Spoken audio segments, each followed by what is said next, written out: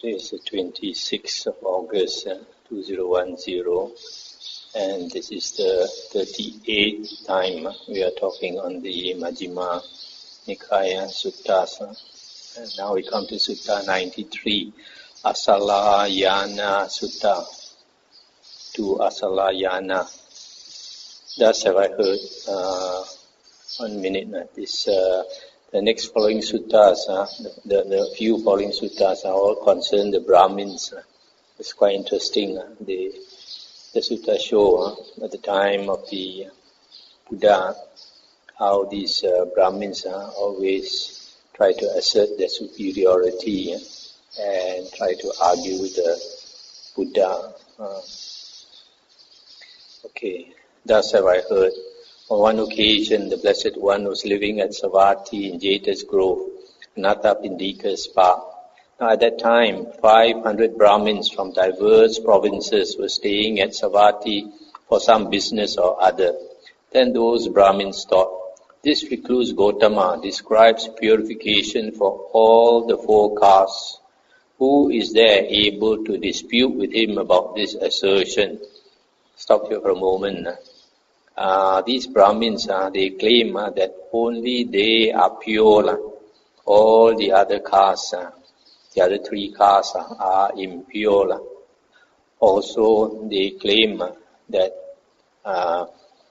every morning before dawn and in the evening after dusk, they go and immerse themselves in the river, and they can purify themselves by washing away their sins, but they say all other castes cannot do that. But so when they heard that the Buddha says all the four castes can be purified, they were not happy. So they were trying to think of somebody to go and argue with him. Now, on that occasion, a Brahmin student named Assalayana was staying at Savatthi, young, shaven-headed, 16 years old. He was a master of the three Vedas with their vocabularies, liturgy, phonology and etymology, and the histories as a fifth. Skilled in philology and grammar, he was fully versed in natural philosophy and in the marks of a great man. Then the Brahmins thought, there is this young Brahmin student named Assalayana staying at Savatthi, young, shaven-headed, 16 years old, etc., and fully versed in natural philosophy and the marks of a great man. He will be able to dispute with the recluse Gotama about this assertion. So the Brahmins went to the Brahmin student Assalayana and said to him, Master Assalayana, this recluse Gotama describes purification for all the four castes. Let Master Assalayana come and dispute with the recluse Gotama about this assertion. When this was said, the Brahmin student Assalayana replied, Sirs, the recluse Gotama is one who speaks the Dhamma. Now those who speak the Dhamma are difficult to dispute with. I am not able to dispute with the recluse Gotama about this assertion. The second time, the Brahmin said to him, Master Assalayana, this recluse Gotama describes purification for all the four castes. Let Master Assalayana come and dispute with the recluse Gotama about this assertion. For the training of a wanderer has been completed by Master Assalayana. For the second time, the Brahmin student Assalayana replied, Sirs, the recluse Gotama is one who speaks the Dhamma. Now, those who speak the Dhamma are difficult to dispute with. I am not able to dispute with the recluse Gotama about this assertion. A third time, the Brahmin said to him, Master Assalayana, this recluse Gotama describes purification for all the four castes. Let Master Assalayana come and dispute with the recluse Gotama about this assertion. For the training of a wanderer has been completed by Master Assalayana. Let not the Master Assalayana be defeated without having even fought the battle. When this was said, the Brahmin student Assalayana replied, Sirs, the recluse Gotama is one who speaks the Dhamma. Now those who speak the Dhamma are difficult to dispute with. I am not able to dispute with the recluse Gotama about this assertion. Still, sirs, at your bidding, I will go. Stop here for a moment. So, this Assalayana, he heard of the reputation of the Buddha, so he dare not go to debate with the Buddha. But since they persuaded him 3 times, he felt he had no choice, so he was willing to go. Then the Brahmin student, Assalayana, went with a great number of Brahmins to the Blessed One and exchanged greetings with him. When this courteous and amiable talk was finished, he sat down at one side and said to the Blessed One, I'll stop here for a moment. You see, they only exchange greetings with the Buddha. They never pay respect to the Buddha. So he said to the Blessed One, Master Gotama, the Brahmins say thus, Brahmins are the highest caste. Those of any other caste are inferior. Brahmins are the fairest caste. Those of any other caste are dark. Only Brahmins are purified, not non-Brahmins. Brahmins alone are the sons of Brahma, the offspring of Brahma, born of his mouth, born of Brahma, created by Brahma, heirs of Brahma. What does Master Gotama say about that? I'll stop here for a moment. So this is their belief, Brahmins, that they are born from the great Deva, Brahma or Maha Brahma, who resides in the first jhana plane, the lowest of the form realm. So they claim they are born from the mouth of this Brahma. And the Buddha said, now Assalayana, the Brahmin women are seen having their periods, becoming pregnant, giving birth, and giving suck. And yet those who are born from the wombs of the Brahmin women say thus, Brahmins are the highest caste. Those of any other caste are inferior. Brahmins are the fairest caste. Those of any other caste are dark. Only Brahmins are purified, not non-Brahmins. Brahmins alone are the sons of Brahma, offspring of Brahma, born of his mouth, born of Brahma, created by Brahma, heirs of Brahma. Stop here for a moment. So the Buddha says, it is evident, everybody can see that women, Brahmin women, they become pregnant and give birth to their babies and give suck to their babies. And yet, all of you, even though you are born from the Brahmin womb, you say you are born from Brahma's mouth. And he said, although Master Gotama says this, still the Brahmins think thus. Brahmins are the highest caste. Those of any other caste are inferior, etc., etc. And the Buddha replied, what do you think, Assalayana?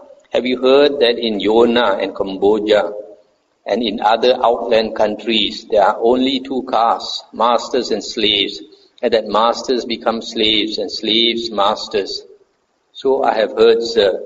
Then on the strength of what argument or with the support of what authority do the Brahmins in this case say thus, Brahmins are the highest caste, others, those of any other caste are inferior, etc. Stop here for a moment. So the Buddha says, in other countries, they have only 2 caste system, masters and slaves, and masters can become slaves and slaves can become masters. So those masters in those lands, they are the superior caste. So even if Brahmins go there, they are not superior. Although Master Gotama says this, still the Brahmins think thus. Brahmins are the highest caste. Those of any other caste are inferior, etc. What do you think, Assalayana? Suppose a noble, somebody of the noble clan, were to kill living beings, take what is not given, misconduct himself in sensual pleasures, speak falsely, speak maliciously, speak harshly, gossip, be covetous, have a mind of ill will, and hold wrong view. On the dissolution of the body after death, would only he be likely to reappear in a state of deprivation, in an unhappy destination, in perdition, even in hell, and not a Brahmin? Suppose a merchant or a worker who were to kill living beings, etc., and hold wrong view, on the dissolution of the body after death, would only he be likely to reappear in a state of deprivation, in an unhappy destination, in perdition, even in hell, and not a Brahmin? No, Master Gotama, whether it be a noble or a Brahmin or a merchant or a worker, those of all four castes who kill living beings, take what is not given, misconduct themselves in sensual pleasures, speak falsely, etc., on the dissolution of the body after death, are likely to reappear in a state of deprivation, in an unhappy destination, in perdition, even in hell. And the Buddha said, then on the strength of what argument or with the support of what authority do the Brahmins in this case say thus? Brahmins are the highest caste, those of any other caste are inferior, etc. Stop here for a moment. So here the Buddha shows him, if anybody misconducts himself by doing the 10 unwholesome karmas, then they are bound for rebirth in a woeful destination. It doesn't matter whether they are nobles or Brahmins or merchants or workers. So in which case they are all the same. Although Master Gotama says this, still the Brahmins think thus. Brahmins are the highest caste, those of any other caste are inferior, etc., etc. What do you think, Assalayana? Suppose a Brahmin were to abstain from killing living beings, from taking what is not given, from misconduct in sensual pleasures, from false speech, from malicious speech, from harsh speech, and from gossip, and were to be uncovetous, to have a mind without ill will, and to hold right view, on the dissolution of the body after death, would only he be likely to reappear in a happy destination, even in the heavenly world, and not a noble or a merchant or a worker? No, Master Gotama, whether it be a noble or a Brahmin or a merchant or a worker, those of all four castes who abstain from killing living beings, from taking what is not given, from misconduct in sensual pleasures, etc., on the dissolution of the body after death, are likely to reappear in a happy destination, even in the heavenly world. Then on the strength of what argument or with the support of what authority do the Brahmins in this case say thus? Brahmins are the highest caste, those of any other caste are inferior, etc. Although Master Gotama says this, still the Brahmins think thus. Brahmins are the highest caste, those of any other caste are inferior, etc. What do you think, Assalayana? Is only a Brahmin capable of developing a mind of loving kindness towards a certain region, without hostility and without ill will, and not a noble, or a merchant, or a worker?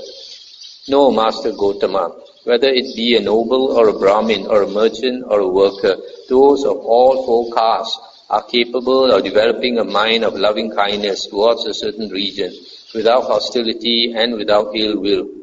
Then on the strength of what argument or with the support of what authority do the Brahmins in this case say thus? Brahmins are the highest caste, those of any other caste are inferior, etc.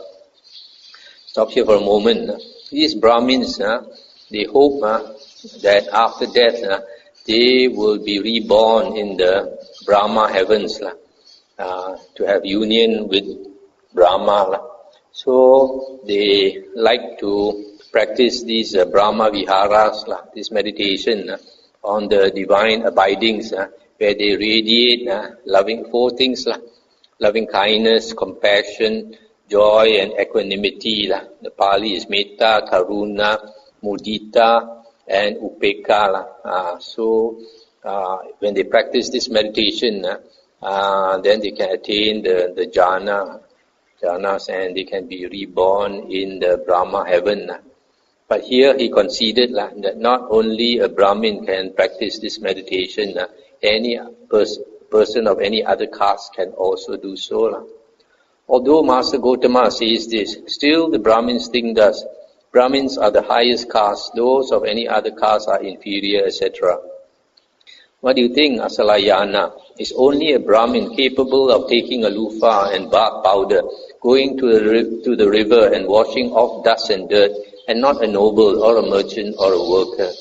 No, Master Gautama, whether it be a noble or Brahmin or a merchant or a worker, those of all four castes are capable of taking a loofah and bath powder, going to the river and washing off dust and dirt.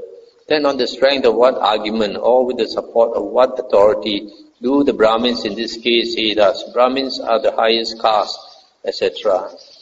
Stop it for a moment. So here the Buddha shows him that any person of any caste can go to the river and wash off the dust and dirt, purify themselves, at least externally, not only Brahmins. Although Master Gautama says this, still the Brahmins think thus. Brahmins are the highest caste, those of any other caste are inferior, etc.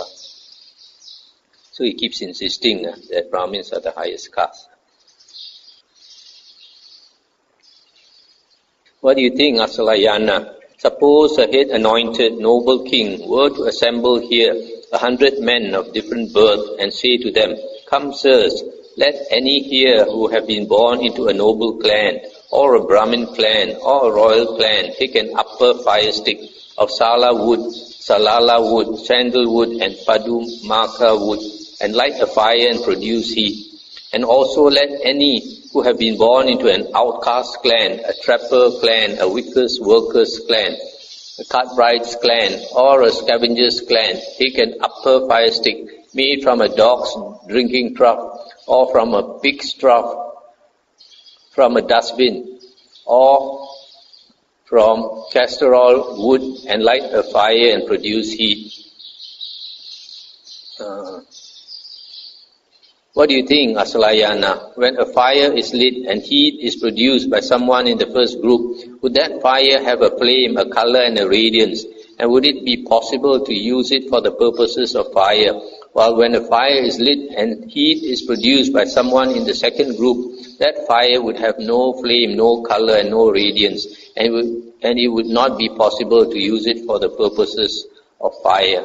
No, Master Gautama, when a fire is lit and produced by someone in the first group, that fire would have a flame, a color and a radiance, and it would be possible to use it for the purposes of fire. And when a fire is lit and heat is produced by someone of the second group, that fire too would have a flame, a color and a radiance, and it would be possible to use it for the purposes of fire.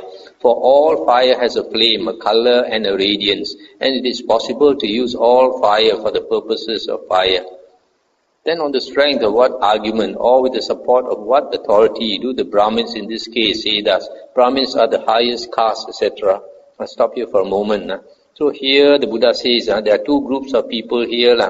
One is the higher clan, that means either a noble or a Brahmin. And then if they were to light a fire from good wood, sala wood or salala wood or sandalwood or padumaka wood, and a fire is produced. When you compare it with the second group consists of very low caste people. This trapper, wicker worker, cartwright, scavenger, all these worker clan, the Sudas. And then even includes the outcast. Outcast is somebody so low, there is not even inside one of the four clans. Four castes.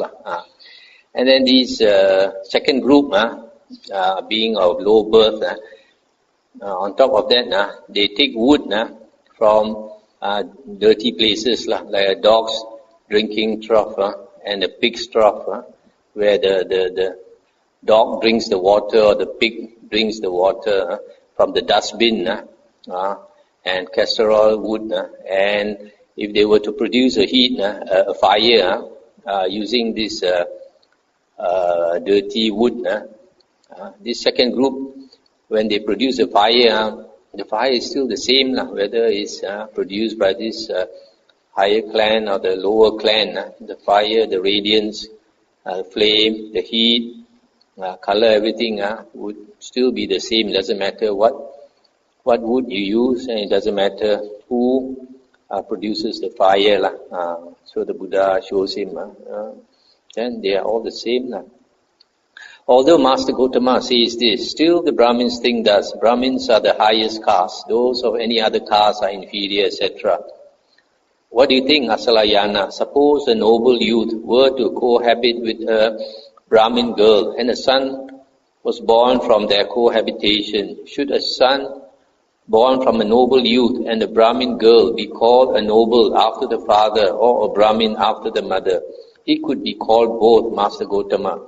What do you think, Assalayana? Suppose a Brahmin youth here were to cohabit with a noble girl and a son were to be born from their cohabitation. Should the son born from a Brahmin youth and a noble girl be called a noble after the mother or a Brahmin after the father? He could be called both, Master Gautama.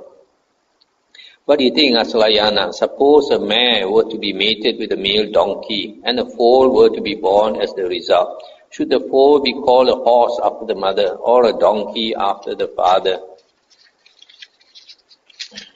It is a mule, Master Gautama, since it does not belong to either kind.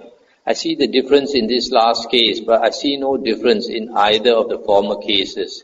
What do you think, Assalayana? Suppose there were two Brahmin students who were brothers, born of the same mother, one studious and acute, and one neither studious nor acute. Which of them would Brahmins feed first at a funeral feast, or at a ceremonial milk rice offering, or at a sacrificial feast, or at a feast for guests? On such occasions, Brahmins would feed first the one who was studious and acute, Master Gautama. For how could what is given to one who is neither studious nor acute bring great fruit? Stop here for a moment. So here, when you have two Brahmins, one is very studious, diligent, and also is very sharp, intelligent, compared to another who is not so diligent or intelligent, then they would give preference to the one who was more studious and acute. What do you think, Assalayana? Suppose there were two Brahmin students who were brothers, born of the same mother, one studious and acute, but immoral and of bad character, and one neither studious nor acute, but virtuous and of good character. Which of them would Brahmins feed first at a funeral feast, or at a ceremonial milk rice offering, or at a sacrificial feast, or at a feast for guests? On such occasions, Brahmins would feed first the one who was neither studious nor acute, but virtuous and of good character, Master Gautama. For how could what is given to one who is immoral and of bad character bring great fruit? And the Buddha said, first, Assalayana, you took your stand on birth, and after that, you took your stand on scriptural learning, and after that, you have come to take your stand on the very ground that purification is for all castes, as I describe it. And this was said, the Brahmin student Assalayana sat silent and dismayed, with shoulders drooping and head down, glum, and without response. Stop here for a moment. So, at first, this Assalayana, he says that a person is superior because of birth. And then after that, he said because of scriptural learning, because Brahmins are supposed to be have great learning, they are versed in the three Vedas. And then after that, the Buddha said, now you agree with me that purification is for all four castes. I guess what the Buddha means is that when the birth is the same, then there are other qualities that are important. One is the second one is the studious and acute one is the learning, scriptural learning. And then the third one, virtuous or good character, is even more important. It's even more important than one who was studious and acute. And this person who is virtuous and of good character, it can be from any caste. Earlier the Buddha showed that it's not only Brahmins who can be virtuous and of good character. Anybody who keeps who does not do unwholesome actions and does all the 10 wholesome actions or 10 wholesome karmas, then he is purified. In which case, the most important, here the Buddha shows, is virtue, a good character, which is similar to purification. If a person is virtuous or good character, he purifies himself. So Assalayana could not reply and sat dismayed. Knowing this, the Blessed One said to him, once Assalayana, when 7 Brahmin seers were dwelling in leaf huts in the forest, this pernicious view arose in them. Brahmins are the highest caste, those of any other caste are inferior, etc., etc. Now the seer, Devala the dark, Kanha Devala, heard this. Then he arranged his hair and beard, dressed in ochre-colored garments, put on stout sandals, and taking a staff made of gold, he appeared in the courtyard of the 7 Brahmin seers. Then while walking up and down the courtyard of the 7 Brahmin seers, the seer Devala the dark spoke thus, where have those worthy Brahmin seers gone? Where have those worthy Brahmin seers gone? Then the 7 Brahmin seers thought, who is walking up and down the courtyard of the 7 Brahmin seers like a village lout, speaking thus, where have those worthy Brahmin seers gone? Where have those worthy Brahmin seers gone? Let us curse him. Then the 7 Brahmin seers cursed the seer Devala the dark thus, be ashes, vile one, be ashes, vile one. But the more the 7 Brahmin seers cursed him, the more comely, beautiful and handsome the seer Devala the dark became. Then the 7 Brahmin seers thought, our asceticism is in vain, our holy life is fruitless, for formerly when we cursed anyone thus, be ashes, vile one, be ashes, vile one, he always became ashes. But the more we curse this one, the more comely, beautiful and handsome he becomes. And this Devala said, your asceticism is not in vain, sirs. Your holy life is not fruitless. But sirs, put away your hatred towards me. And they said, we have put away our hatred towards you, sir. Who are you? Have you heard of the seer Devala the dark, sirs? Yes, sir. I am he, sirs. Then the 7 Brahmin seers went to the seer Devala the dark and paid homage to him. I'll stop here for a moment. These, in the olden days, the Brahmins were supposed to be the priest caste, the ascetics. And so these 7 Brahmins, they were practicing meditation very hard in the forest, staying together in leaf huts. So they must have attained to quite a high level, and they are very good with these mantras. So they say from here that in the past, when they curse somebody, maybe they curse either with their psychic power or with their mantras, that person will turn into ashes. But this Devala, his psychic power is even more powerful. So however hard they tried to kill him, burn him up, they could not do it. So when they heard that he was this famous seer or rishi, Devala the dark, they paid homage to him. Then he said to them, sirs, I heard that while the 7 Brahmin seers were dwelling in leaf huts in the forest, this pernicious view arose in them. Brahmins are the highest caste, those of any other caste are inferior, etc. And they said, that is so, sir.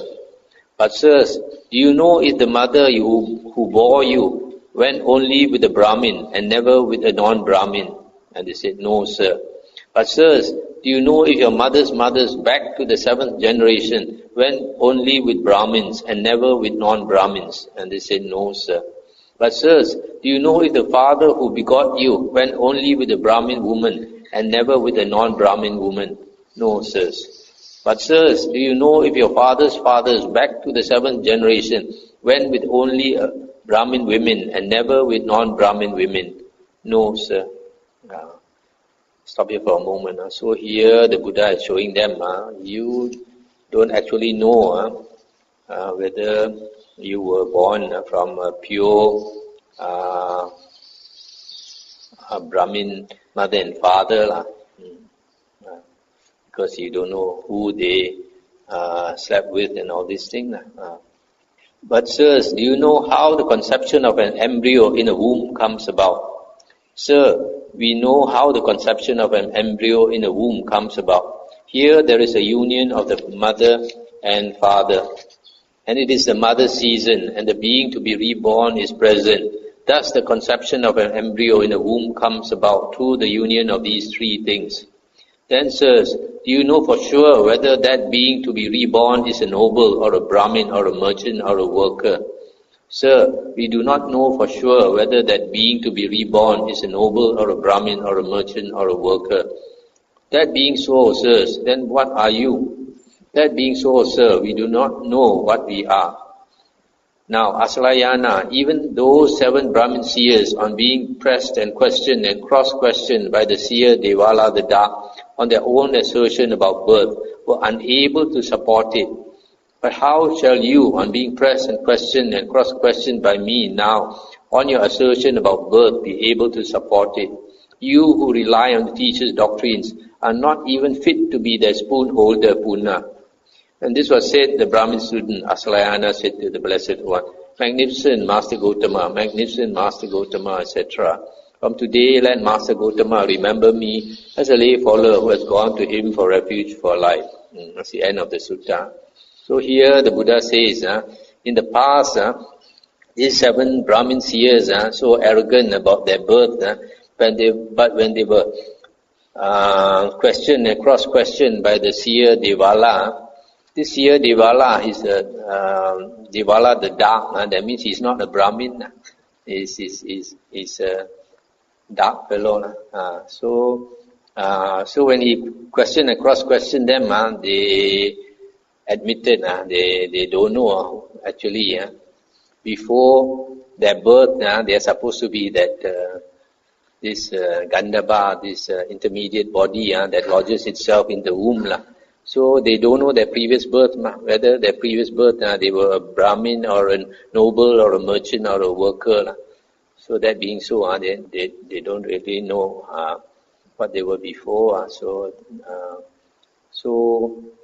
the Buddha says, even these 7 Brahmin seers with psychic power, they could not stand up to questioning by the seer Devala. How can you stand up to my questioning? The Buddha says, you are not even fit to be their spoon holder. So this is one of the suttas that shows how they like to argue about with the Buddha about their birth.